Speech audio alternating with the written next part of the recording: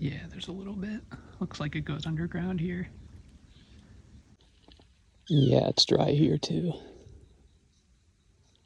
I was here like 3 or 4 months ago, and this was flowing. Yeah, here's another spot that would be a crossing. So yeah, it looks like everything's dry up here right now.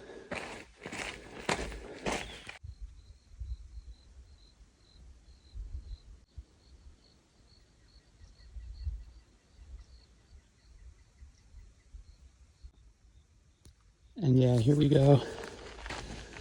This is where I took a little dip last time I was here. There were a bunch of fish in here, and now it's completely dry.